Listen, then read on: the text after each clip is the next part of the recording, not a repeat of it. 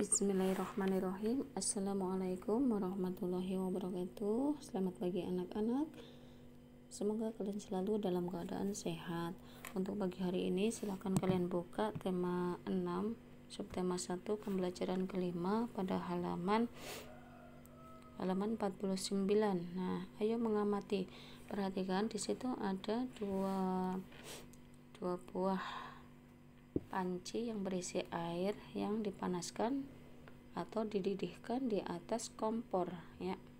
Nah, kedua panci tersebut itu berbedanya di mana? Yang pertama adalah ukuran yang A lebih besar atau berisi air lebih banyak dibandingkan ukuran yang B.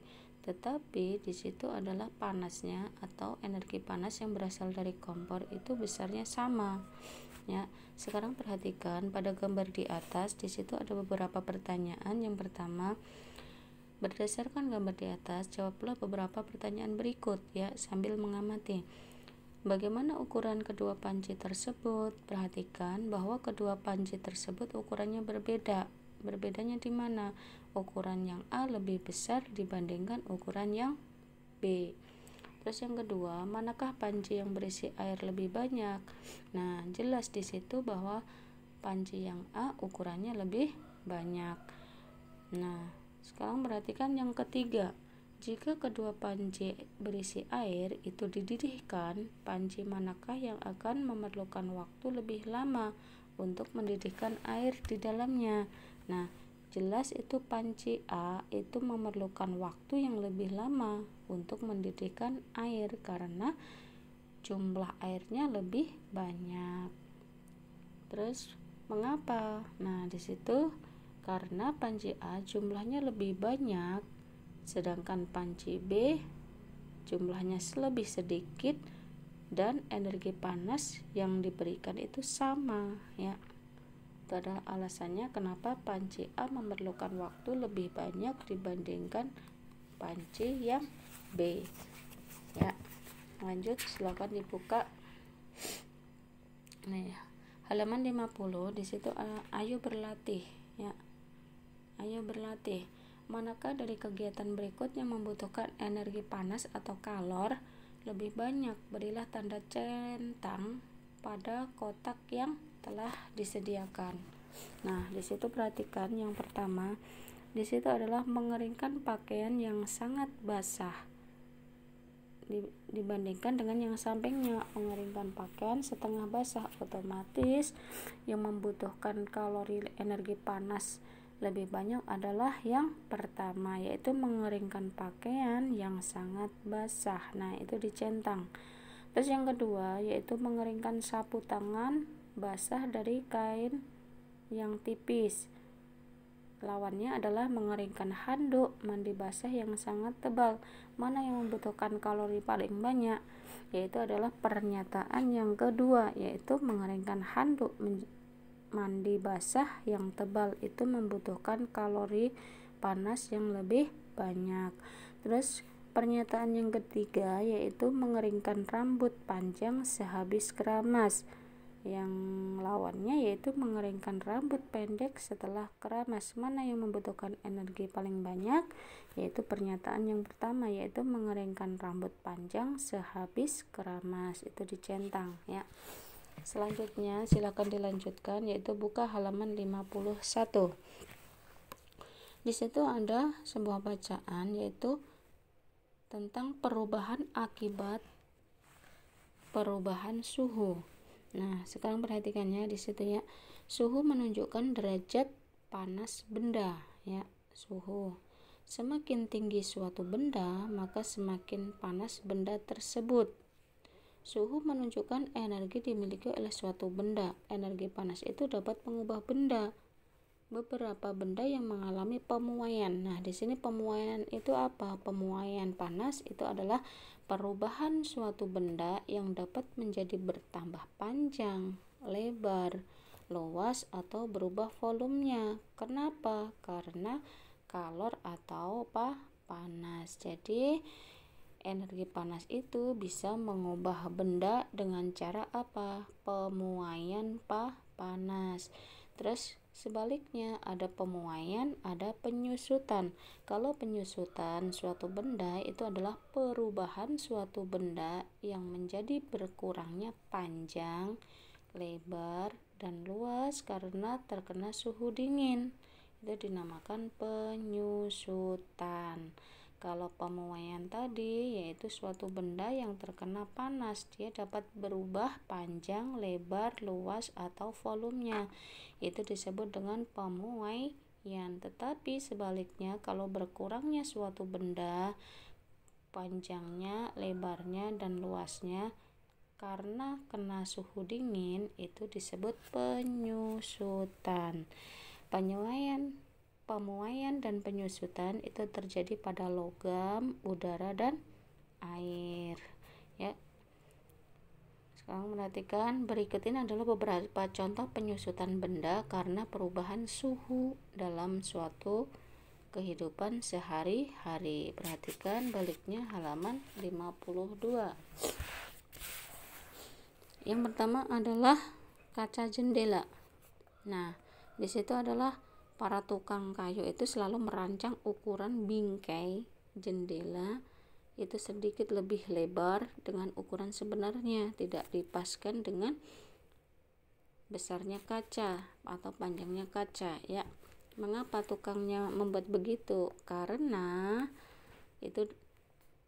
tujuannya itu untuk memberikan ruang pemuaian bagi kaca saat terkena panas. Jadi kaca itu ketika panas dia akan memuai menjadi lebih besar, ya. Jadi ruang-ruang tadi yang diberikan celah itu buat pemuaian. Jika bingkai jendela itu tidak diberi ruang pemuaian, maka ketika terkena panas itu bisa mengakibatkan kaca tersebut itu bisa retak, bahkan bisa pecah, karena kaca itu sifatnya adalah memuai ketika terkena panas. Selain itu, untuk menghindari keretakan kaca pada saat ada bunyi yang menggelegar seperti ketika ada petir atau bunyi keras lainnya. Terus yang kedua di situ adalah ban motor atau ban sepeda. Tuh perhatikan, jika ban sepeda motor dan ban mobil diisi udara terlalu banyak, maka ban tersebut akan mengeras dan menjadi tidak nyaman ketika dikendarai, ya. Itu akan membahayakan pengemudinya, ya. Ban yang diisi terlalu banyak udara dapat meletus juga, itu mengakibatkan kecelakaan. Kenapa begitu? Karena udara di dalam ban itu dapat memuai ketika terkena panas, ya. Terus yang ketiga yaitu di situ adalah kawat kabel listrik dan telepon. Kalian pernah lihat di jalan raya banyak kabel-kabel listrik itu menggelantung, ya. Jadi mereka tidak lurus, ya. Kenapa? Nah, perhatikan di situ. Kabel listrik atau telepon terlihat mengendur, tidak tegang. Itu tujuannya untuk apa? Agar kawat atau kabel itu tidak putus pada malam hari ketika mengalami penyusutan. Selain itu, agar kawat dan kabel itu tidak putus jika tertimpa pohon atau tumbang, maka kabel listrik yang di pinggir jalan itu dibuat tidak tegang atau mengendur. Tujuannya seperti itu. Terus yang keempat yaitu pemuaian yang terjadi pada gelas kaca. Nah, perhatikan. Gelas kaca yang tiba-tiba pecah atau retak ketika dituangi air panas. Mengapa? Karena adanya pemuaian yang tidak merata pada bagian gelas, ya. Jadi kalian pengen menuang air panas ke dalam gelas, tiba-tiba gelasnya retak atau pecah, itu kenapa? Karena dia mendapatkan tekanan dari air panas, karena ini berbentuk adalah kaca, ya. Oleh karena itu disarankan agar tidak menuangi gelas basah atau gelas dingin dengan air panas yang baru mendidih, nanti bisa pecah, ya. Terus yang kelima, perhatikan pada halaman 53, pemuaian pada sambungan rel kereta api. Pernah melihat rel kereta api? Nah, di situ sambungannya itu dibuat celah antara dua batang rel. Itu dilakukan untuk apa? Untuk memberi ruang memuai sehingga saat terkena panas rel tersebut tidak melengkung, ya.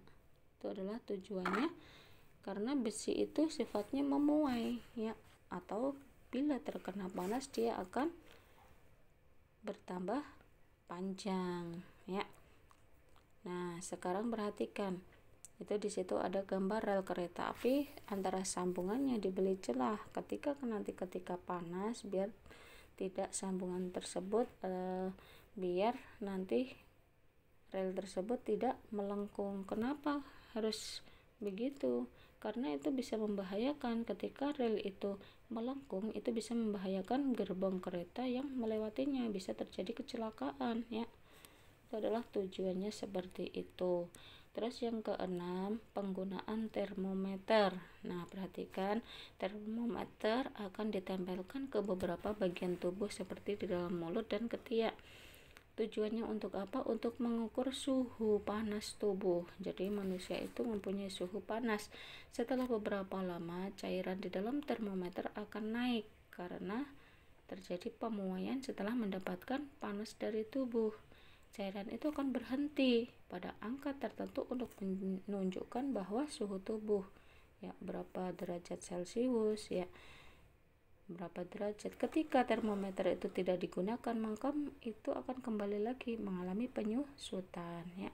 Itu adalah benda-benda yang mengalami pemuaian. Pertama tadi adalah kaca jendela, ban sepeda motor atau mobil atau ban sepeda, ya. Terus kawat atau kabel listrik dan telepon, terus gelas kaca, rel kereta api, dan yang terakhir adalah termometer. Itu adalah contoh benda-benda yang mengalami pemuaian. Terus lanjut, silakan dibuka pada halaman 55. Ayo bernyanyi. Di situ kita belajar tentang ini, masuk dalam materi SBDP, ya. Nada pentatonis kemarin dibagi menjadi dua jenis, yaitu slendro dan pelok. Gamelan merupakan salah satu alat musiknya. Itu banyak beberapa alat musik, ya, termasuk alat musik pentatonis, yaitu gamelan.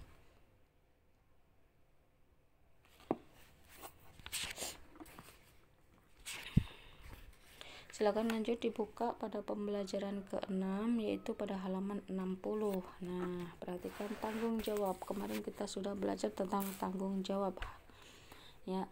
Sekarang perhatikan lagi, ya. Pernahkah kamu mendengar kata-kata bijak? Maju mundur suatu bangsa tergantung tanggung jawab warga negaranya, ya. Nah, di sini adalah tanggung jawab itu apa sih? Tanggung jawab itu adalah keadaan untuk menerima akibat dari suatu perbuatan, baik itu dilakukan sendiri maupun dilakukan secara bersama-sama dengan orang lain. Itu disebut dengan tanggung jawab. Menerima akibat dari sebuah perbuatan, itu adalah tanggung jawab.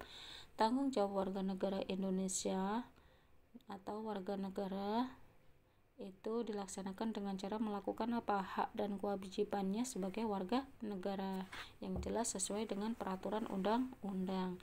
Warga negara Indonesia itu mempunyai tanggung jawab untuk memahami dan mengamalkan nilai-nilai Pancasila. Warga negara Indonesia juga bertanggung jawab untuk menjaga persatuan dan kesatuan bangsa agar tidak pecah belah. Terus sebagai seorang siswa, kita juga mempunyai tanggung jawab. Tanggung jawabnya apa? Yaitu mentaati peraturan yang telah ditetapkan oleh sekolah.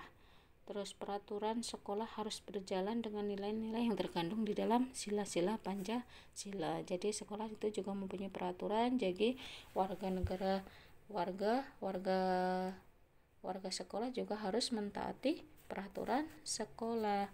Terus seorang siswa hendaknya bertanggung jawab untuk mengamalkan nilai-nilai Pancasila. Contohnya yaitu nilai sila pertama, yaitu ketuhanan yang Maha Esa, ditunjukkan dengan rasa apa? Nah, itu rasa hormat kita kepada teman-teman kita yang berbeda keyakinan, ya. Tidak boleh mengejek. Misalkan teman kalian ada yang beragama Kristen atau beragama Katolik atau beragama Buddha, Hindu, kita tidak boleh mengecek.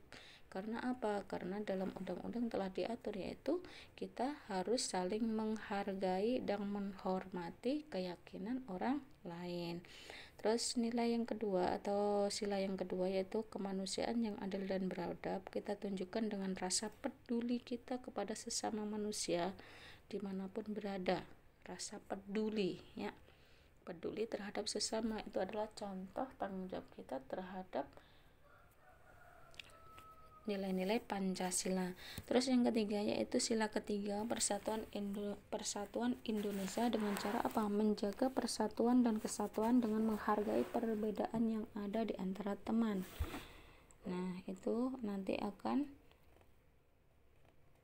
contoh perbuatan yang harus kita laksanakan, menghargai perbedaan. Kalau kita tidak mempunyai rasa menghargai, maka nanti akan terjadi perpecahan, ya.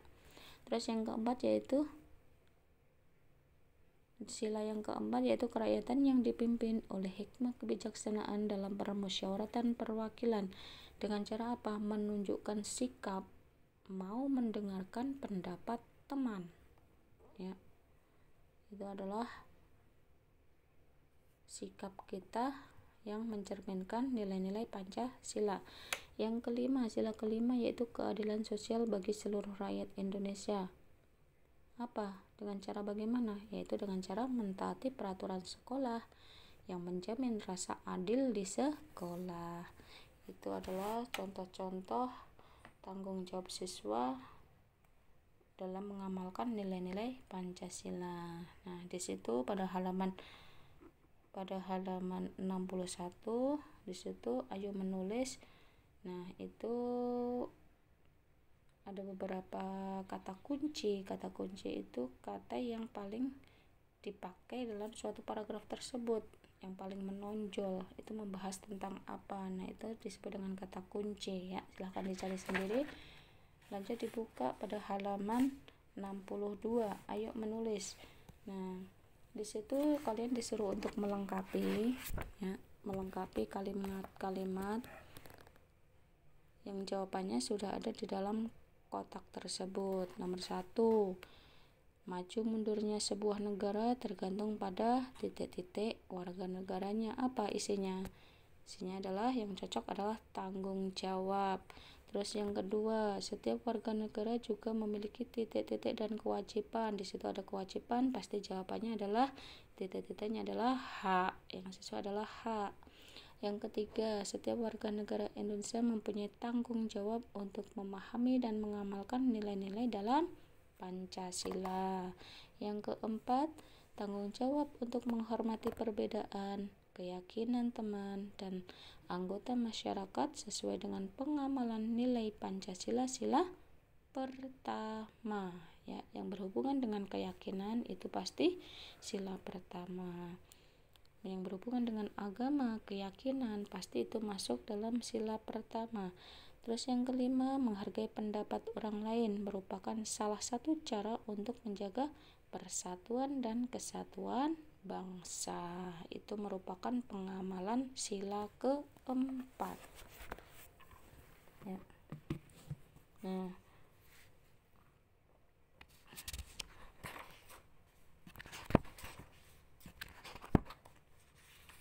ya, cukup sekian penjelasan dari Ibu untuk pembelajaran ke-5 dan ke-6, ya. Semoga bermanfaat. Terima kasih. Wassalamualaikum warahmatullahi wabarakatuh.